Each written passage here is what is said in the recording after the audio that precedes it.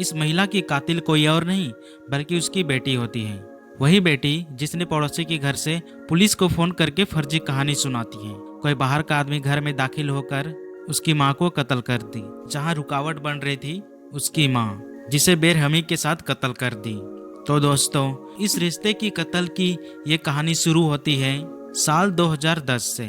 जयपुर शहर में senior school में लड़कियों का नया बैच आया था और उसी बैच में शामिल थी एक लड़की जिसका नाम था कनिषा। 15 साल की कनिषा अपने ग्रुप की लड़कियों की लीडर थी। वो हर किसी से खुलकर बातें करती थी। क्लास में जो भी देखता था उसकी तरफ आकर्षित हो जाता था। जबकि उसके घर का माहौल कुछ ठीक नहीं था। परिवार में एक बड़े भाई के अलावा माता पिता थे जिसके बीच हमेशा झगड़े होते रहते थे। बाहर से सब कुछ अच्छा सा लगता था, लेकिन कनिषा अपने माता पिता के झगड़ों की वजह से कुछ मामलों में कभी कभी वो भी झगड़ने लगती थी। कनिषा के ग्रुप में ही रोहन नाम का लड़का था। वो कुछ समय से कनिषा से दिल ही दिल प्यार करने लगा था। कनिषा को पता था कि रोहन उसे चाहता है, लेकिन उसके दिल में ऐसी कोई बात नहीं थी। दिसंबर 2010 में उस वक्त एक नया मोड़ ले लिया था, जब साल के हॉलीडे परफॉर्मेंस के लिए प्रैक्टिस के समय कनिषा की मुलाकात होती है किरण नाम की लड़की से, जो कनिषा से 4 साल बड़ी थी। किरण बाइसेक्सुअल थी और ज्यादा शांत और अकेले रहती थी, लेकिन कनिषा से उसकी खूब पड़ती थी। लगभग पहले ही मुलाकात में वो एक दूसरे को पसंद करने लगे थे। दोनों के बीच कुछ ऐसा था जो उन्हें एक दूसरे की ओर खींच रहा था। पहले ही मुलाकात के बाद दोनों की दोस्ती हो जाती है और कुछ ही हफ्तों में उन दोनों की दोस्ती रिश्ते में बदल जाती है। कनिषा के दोस्तों को उसी दौरान पता चलता है कि कनिषा लड़कियों में इंटरेस्ट रखती है। इस प्रेम संबंध को कुछ महीने निभाने के बाद किरण कनिषा से अपने परिवार के सामने अपनी सच्चाई बताने को कहती है। जिसे वो प्यार करती है वो कोई लड़का नहीं बल्कि एक लड़की है। कनिषा डरते हुए किसी तरह अपनी माँ को सच बता देती है और माँ ने दोनों के रिश्ते को मजाक में लेकर स्वीकार कर लेती है। उसके बाद कनिषा और किरण का रिश्ता और मजबूत होता गया। स्कूल में हाथ पकड़ना, गले लगना, एक दूसरे को हर समय चूमते रहना दोनों के लिए आम बात हो गई थी।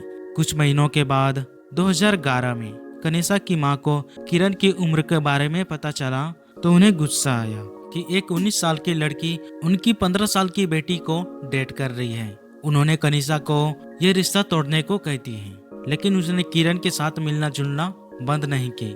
कनिषा और किरण अपने घर वालों के नजरों से छिपकर मिलने लगी थी। कनिषा अपने माँ से झूठ बोलने लगी थी और दोनों का प्यार बहुत ज्यादा गहरा होता जा रहा था। जब कनिषा की माँ को पता चला कि उनकी बेटी छिप छिप कर किरण से मिलती है, मामला और बिगड़ने लगी। और एक दिन जब कनिषा के पिता घर लौटते हैं तो उन्हें कनिषा और किरण को बाथरूम में एक साथ देख लिया था। कनिषा की माँ भड़कते हुए कहती है, अगर आगे से तुम दोनों मिली तो वो पुलिस को शिकायत कर देगी। इसके बाद सभी लोग अपने अपने कमरे में चले जाते हैं और किरण अपने घर चली जाती है। और इस घटना के ठीक 2 महीने बाद एक दिन जब आधी रात को कनिषा के घर कनिषा की माँ गहरी नींद में सो रही होती है, तभी कुछ देर बाद माँ की आंख खुल जाती है। उन्होंने कनिषा के कमरे में जाकर देखा तो किरण बिस्तर पर उनकी बेटी के साथ थी। उन्होंने तुरंत पुलिस को बुला लिया। किरण को जबरदस्ती किसी के घर में घुसने के आरोप में पुलिस को एक नोटिस जारी कराया, जिसके तहत दोनों लड़कियों के बीच किसी भी तरह का एक दूसरे के संपर्क में आना माना था। कुछ महीने बीत जाने के बाद जुलाई 2012 को वो खौफनाक रात आ गई थी जब कनिषा और उसकी माँ घर पर अकेले होती है। कनिषा के पिता और भाई दोनों रात की शिफ्ट में काम पर गए हुए थे। उसी समय आधी रात को कनिषा किरण के साथ मिलकर अपनी माँ को कत्ल कर डाली। कत्ल करने के बाद कनिषा पुलिस को चकमा देने के लिए एक नई चाल चलती है। कनिषा अपने स्कूल के अपने उसी प्रेमी रोहन को अपने घर बुलाती है और बातों में फंसाकर कत्ल का इल्जाम अपने सिर पर लेने को मना लेती है। रात को लगभग 1 बज रहा होगा। पुलिस के नंबर पर फोन करती है और पुलिस को बताती है रात के अंधेरे में उसने किसी को अपने घर में पीछे के दरवाजे से घुसते हुए देखी थी। कनिषा बताती है कि डर की वजह से वो अपने एक पड़ोसी के घर भागकर चली आती है और वहीं से फोन करती है। उसने अपनी माँ की चीखने की आवाज भी सुनी। पुलिस को इस मामले की जानकारी मिलते ही घटना स्थल पर पहुंचती है। घर के अंदर जाते हैं तो अंदर का हाल देखकर सबके होश उड़ जाते हैं। घर के अंदर बिस्तर पर एक महिला की खून से लथपथ लाश पड़ी थी। उसके हाथ में, छाती में, चेहरे में और गर्दन पर भी गहरे वार किया गया था। घर के पीछे के दरवाजे के पास वाली खिड़की टूटी हुई थी, लेकिन पुलिस को कुछ गड़बड़ नजर आने लगती है, क्योंकि खिड़की इतनी बड़ी नहीं थी कि कोई हमलावर उसमें से होकर अंदर आ सके, और ना ही कोई उसमें से हाथ डालकर पीछे के दरवाजे का हैंडल खोल सकता था। पुलिस घर की तलाशी ली तो सारा सामान अपनी जगह पर रखा हुआ था। मरे हुए महिला के तकिए के नीचे एक गन मिली थी, जिसे वो अपनी सुरक्षा के लिए अपने पास रखते थे, और उस गन का इस्तेमाल नहीं किया गया था।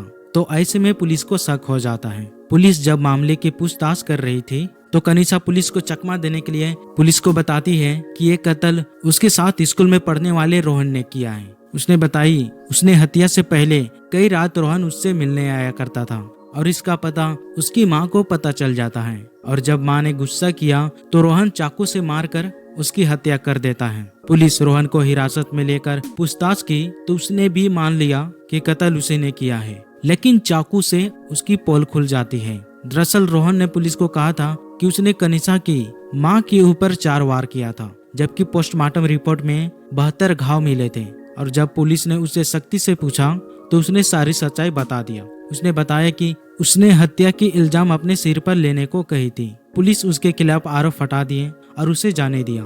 पुलिस अब कनिषा पर नजर रखनी शुरू कर दी थी। सीक्रेट फोन की कॉल डिटेल खंगाली गई थी। उस फोन का यूज वो छिप कर करते थे। जांच में पता चला था कि हत्या के दिन तक कनिषा और किरण लगातार फोन पर बात कर रही थी। इसके बाद किरण को पूछताछ के लिए बुलाया जाता है। पूछताछ के दौरान किरण हिम्मत हार जाती है और उसने पुलिस को पूरी सच बता दी। कनिषा कई महीनों से अपनी मां की हत्या करने की बात कर रही थी। वो रूम के बाहर खड़ी थी, जबकि कनिषा अपनी मां को चाकू से गोद कर मार डाली। हत्या करने के बाद उन दोनों ने मिलकर इस घटना को एक डकैती का रूप दे दी थी। हत्या में इस्तेमाल किया गया चाकू और कनिषा के खून से सने कपड़े भी गायब कर दी थी। कनिषा ने रोहन के एक तरफा प्यार के चलते इस अपराध में उसे फंसाने की प्लान बनाई थी, और दोनों के जेल जाने के बाद एक और बड़ा खुलासा हुआ। पुलिस इन दोनों की बातचीत पर नजर रखती थी। पुलिस को उन दोनों की बात में पता चला, और इस बातचीत में किरण कनिषा से कहती है, मुझे खुशी है कि तुमने नहीं देखा कि वहाँ क्या हुआ था।